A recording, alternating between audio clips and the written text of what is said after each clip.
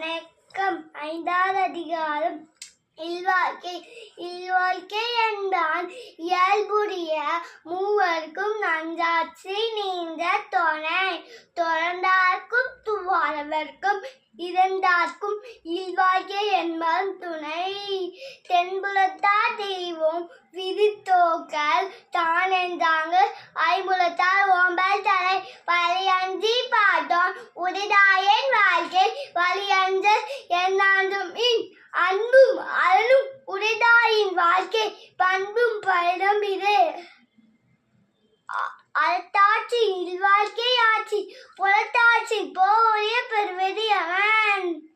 இயல்பிலான் இல்வாழ்க்கை வாழ்வான் என்பான், முயல்வரும் எல்லாம் தலை.